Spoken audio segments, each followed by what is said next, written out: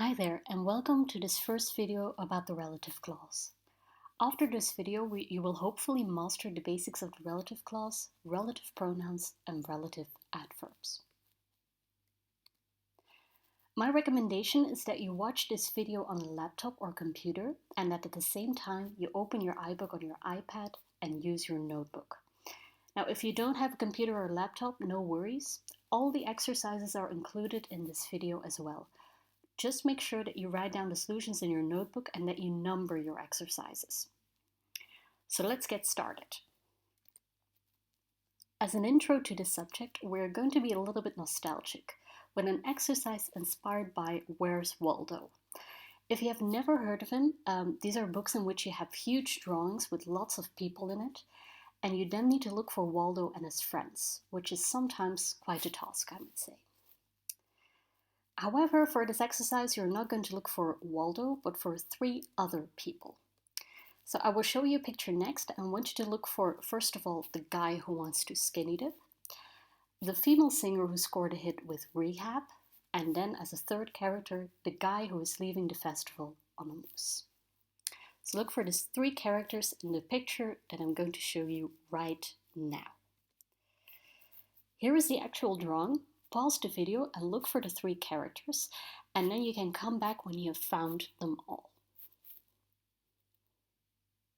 Okay, so here are the solutions. The skinny dipping guy you might have found in the bottom right corner. Then the singer with the hit Rehab is of course Amy Winehouse, and she's in the middle of the picture. And the guy leaving on the moose is in the top left corner over there. Okay, so you needed to look for 3 pretty specific people. And how did you exactly know who to look for? Well, that was all because of the information that is shown in blue over here. This information made sure that you knew what kind of guy you needed to look for, namely the one who was skinny dipping, for example. Now, these parts of the sentences in blue are what we will talk about in this video. They are called relative clauses. Now, a relative clause is actually only a part of a sentence, so not the entire sentence. This part gives more information about someone or something. In the sentence, we have been looking for the guy who is leaving on a moose, for example. Who is leaving on a moose? So the part in blue is the relative clause. It gives a little bit more information about the guy. Now, a relative clause is pretty easy to recognize because it often starts with what we call a relative pronoun. A pronoun is in Dutch een voornaamwoord. That is such a pronoun, who is such a pronoun, which is a relative pronoun. And the relative clause gives more information, and this is always about a person, a thing, or an animal that you talk about in your sentence. And we call this the antecedent of the relative clause. Maybe let's look at an example and analyze the terms a little bit further. So in the sentence, the artist who was responsible for opening the show came onto the stage. We have a relative clause in here. The relative clause is who was responsible for opening the show. It gives you a little bit more information about something else in the sentence. Now, a relative clause often starts with a relative pronoun, and in this case, the relative pronoun is who. And because a relative clause tells you something more about an antecedent, we can easily identify the antecedent in the sentence, because who was exactly responsible for opening the show? That was the artist. So the artist is what we call the antecedent. So make sure that you remember these 3 terms. So a relative clause, a relative pronoun, and the antecedent. We're going to practice this a little bit more with exercise 1. So number this exercise and write down the solutions in your notebook. Let's first have a look at the sentences in the blue box. We're going to identify the relative clause, the relative pronoun, and the antecedent. For example, in the first sentence, please meet the man who will present the show. Your relative clause is who will present the show, and your relative pronoun is of course who. And who are we telling a little bit more about? That is obviously the man, so that is your antecedent, okay? So do the same for the rest of the sentence in the blue box. Pause this video and then you can come back for the solutions.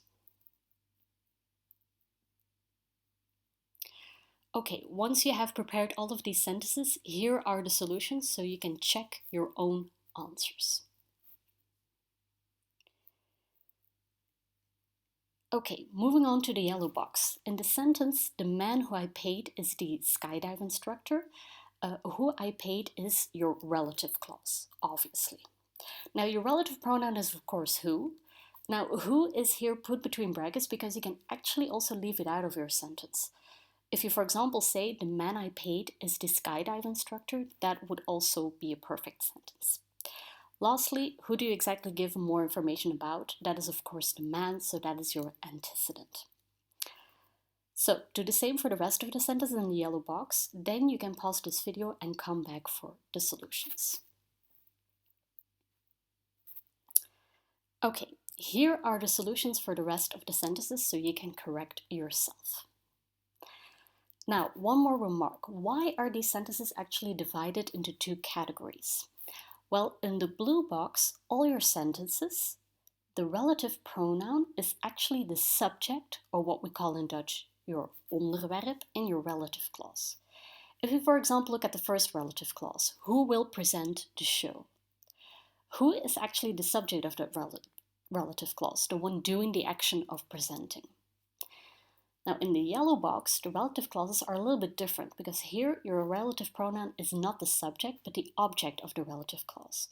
The object is what you call your leidend voorwerp, so the one undergoing the action, not doing it. For example, in your first relative clause, who I paid, the relative pronoun who does not do the paying, but it is the one being paid, so it is the object, the leidend voorwerp. Moving on to exercise 2. Again, make sure that you write down the solutions in your notebook and that you number your exercises. In the previous exercise, we have already seen that there are a lot of different types of relative pronouns. However, you can't use every single pronoun in each situation. It all depends on who your antecedent is and which function your relative pronoun has in the relative clause. Let's first have a look at the first row of the table. Now, if your relative pronoun is a subject in the relative clause, then for a person you can use who and that. For animals or things, however, you use which instead of who, obviously. That is also still an option. If your relative pronoun is an object, however, there is an extra option for the person. You can use who and that, but also whom. And whom is like the same as who, but it's a little bit more formal. For animals, the options are again which and that. So as you can see, that is possible in every single situation. For people, for animal, for things, it doesn't matter if your relative pronoun is a subject or an object. Let's put what you have just learned into practice with exercise 3. Again, I want you to write down the solution to this exercise in your notebook, and you need to complete the sentences with the correct pronoun. Make sure that you write down all the different options for each sentence. Okay, sentence 1. So in this sentence, you can see that the open space, that is where you need to fill in your relative pronoun, and it is right behind special VIP tickets. So this is probably going to be your antecedent. Special VIP tickets is an object, it's a thing, so your two options are which and that. In the second sentence, your antecedent is the music. So again, which and that are the two options that you can use. In the third sentence, however, your antecedent right before the space that you need to fill in is 3 boys. And this time it's not a thing, but it is a person. So here you have other options. You have again that, but you have also got who, because you're talking about people here. For sentence 4, your antecedent is that singer. And again, singer is a person, so we have the option who and that. However, your relative pronoun in this sentence is actually your object of the relative clause, so whom is also an option. And in the last sentence, in 5, your antecedent is the food, which is again an object, so that and which are your two options. Okay, to elaborate a little bit more, you also have other relative pronouns that you can use in relative clauses. Let's have a look at a few examples. Another pronoun that you can use is whose. This pronoun has a very special meaning because it expresses possession, the fact that a thing or a person belongs to something else. Let's have a look at an example sentence. For example, Amy Winehouse, whose boyfriend had a very bad influence on her, started taking drugs. Here your relative clause is whose boyfriend had a very bad influence on her, and your relative pronoun is whose. With whose, we want to express the fact that the boyfriend actually belongs to Amy. It is her boyfriend, so it expresses possession. However, when you use this pronoun, make sure that you don't make any mistakes when it comes to the spelling. Whose as a relative pronoun is not the same as whose with an apostrophe, because this is a shorter version of who is, so pay very close attention to that. There are also 3 what we call relative adverbs that you can use in a relative clause as well. And these are when, where, and why. Of course, these express a very specific meaning. For a place, for example, you can use the relative pronoun where, as you have in the first example sentence. If you're talking about a specific moment and you want to give more information about that moment, you can create a relative clause with the adverb when. And for giving more information about a reason, on the other hand, it's a good idea to use the relative pronoun why. So make sure that you also remember these. So to summarize, for the relative pronouns, there are quite some options to choose from. You can choose the classic that, which works in every sentence, but it's way too general.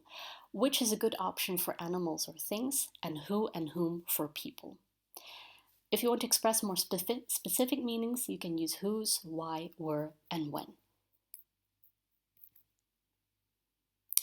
Let's finish this part with one last exercise, namely exercise 4. In this exercise, you will have to create some relative clauses yourself. The antecedent is given and you need to create a relative clause using the information between brackets. It is very important to choose a relative pronoun very carefully, so let's avoid the general pronoun that and look for other options. In A, for example, the antecedent that you get is a place. Of course, a place is an object, it's a thing, so you could use which or that. However, there is another special pronoun that we could use here. Since we're talking about a place, where is also a good option. So your result could be then a place where I can park my car. In B, the antecedent is a shuttle bus. This is an object or a thing, so which is a good option for this one. Your result could therefore be a shuttle bus, which brings me to the festival site. Okay, pause this video and do the rest of the exercises yourself, and then come back for the corrections afterwards. Okay, here are possible solutions to the other sentences. In C, a period is a time, so when is a good option to start your relative clause with. In D, a reason implies that why would be a good one as a relative pronoun. So the result that you get is a reason why Pukkelpop is the best festival. In E, you need to imply that the tent belongs to the man, because you have there his tent between brackets. So whose would be the good pronoun for that, because it expresses possession. It expresses the fact that the tent belongs to the man. In F, food is an object, a thing, so the pronoun which works fine here. G is about a festival, which is again an example of a place. So where would work as a good pronoun here. However, you could also say a festival which plays metal music, for example, is also a good solution. And in the last sentence, sentence H, a friend is a person, therefore something like who or whom works very well over here.